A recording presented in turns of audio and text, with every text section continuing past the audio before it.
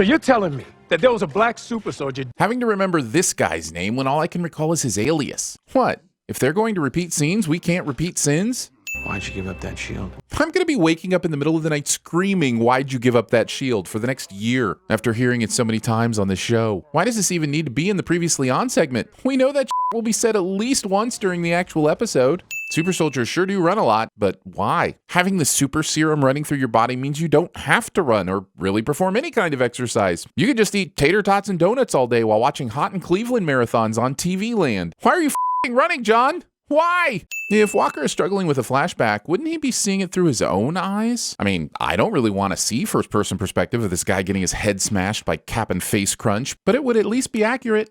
Also, you, show. The flashback was in the previously on 1 minute ago, and we could all really use a break from being bashed over the head by this scene. This is like watching a bird fly into a window over and over again. Try something else that works. Why remove protective gear in the middle of a choking out of your opponent? The few seconds it would take to unclasp the chin strap would have given Sam the advantage. So if America here rips off Sam's wings, which in addition to creating an excuse for a new suit, also somehow renders him unconscious? Great. Oh, so Bucky does know how to hit something other than the massive bullseye right in front of him. Maybe hold on to that until Captain America has been retained by the authorities, or Sam at least has a chance to catch his breath and stand up? She's gone. We'll never find her. But only because we're told so. If they want to find anyone else on the planet, they just hack a cell phone or enhance a satellite or phone in Wakanda. She winds up in New York by the end of the episode, so surely they'd be able to track, oh, I don't know, planes? Captain America killing a foreign national in public, it's kind of like a big deal, like international incident big. I agree, which is why I don't understand how Sam still has the shield. That is a f***ing murder weapon. That should be in evidence. Who even allowed that to be cleaned? Also, this episode ruins my sin from last episode about not being able to get the stain out of the shield. And I'm petty, so these chairs are off limits. But this microwave and oven are okay, guys. Wait, yo, you forgot the wings.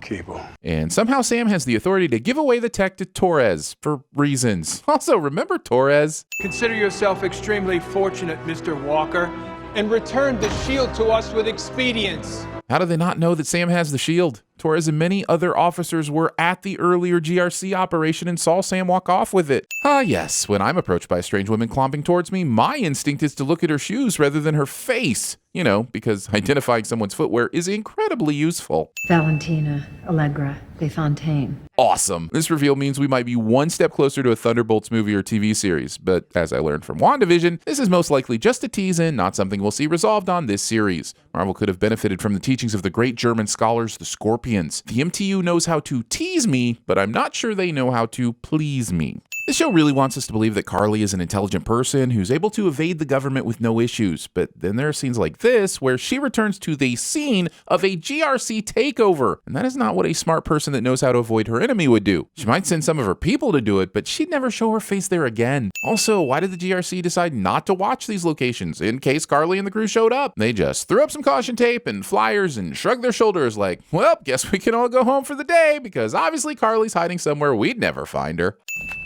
Littering.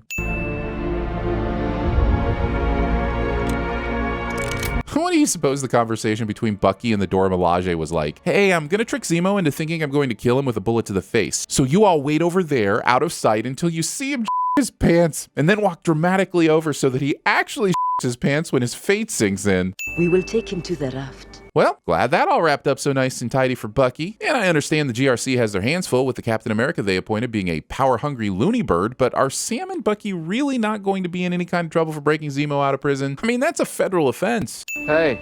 Haying Ayo. Watering plants at night. Is that what I think it is? A deflated mastodon testicle? Yes. Yes, it is. Also, let's go ahead and stir up a lot of pain and bad memories for this poor guy again. That was so much fun the first time around. They will never let a black man be Captain America. And even if they did, no self-respecting black man would ever want to be. There is so much truth in this bit of dialogue, and while the show often struggles with presenting moral complexities, this is perfect. It almost makes me want to take all the sins back for complaining about why didn't you keep the shield talk. I said almost, but I'll at least give one back for this amazing moment. Sarah, I'm coming home. And I'll just immediately hang up on you after my exclamation. Nothing cryptic or weird about that. Way to potentially freak your sister out for no reason, Sam. And about 10 years, we'll have this thing fixed. It also feels like the Sam goes back home and fixes the boat sequence takes 10 years, but you don't hear me complaining, except for right now and the entirety of this video. Betta and Elling's dad cannot get up before noon.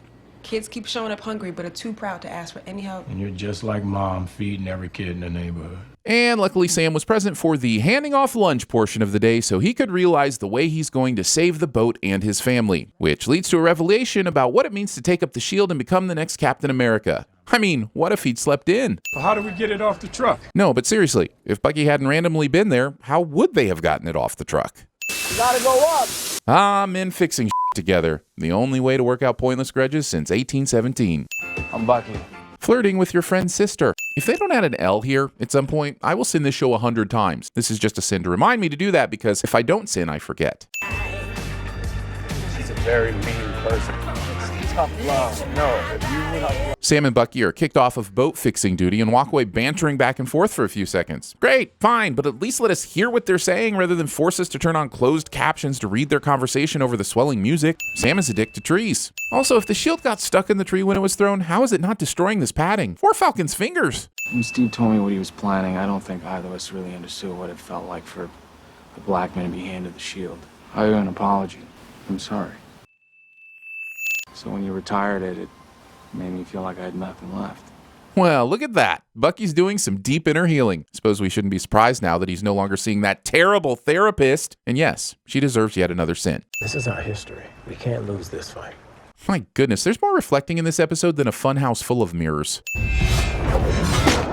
This training montage does not contain a Survivor song. So Sam's just hanging out, training back home with Captain America's shield, and no one is coming for it? I swear to Steve, this episode is shot after shot of shield porn. It's at least 68% shield porn. So with no money and barely any resources, how is Carly managing the technical infrastructure to lead a rebellion?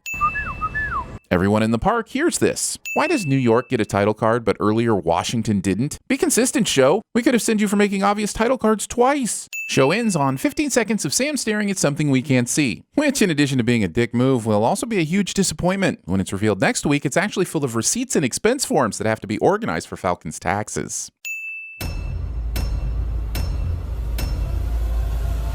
Oh, that's not right. He's gone. He's gone from here. The evil is gone. We could have been a team. I could have been a contender. I'm Batman. This is what happened when your life is at stake. You do anything by any means necessary. It is a mandate. You don't want the truth because deep down in places you don't talk about at parties. You want me on that wall. You need me on that wall. Yeah, and when I see freaks in the street, I never, ever stare at them. And yet I'm careful not to look away, see? Because I want to make the freaks feel comfortable. It's my boat. You have to consider the optics. The optics are whatever we show People them. have to believe in what we're doing to support us. Gentlemen, you can't fight in here. This is the war room.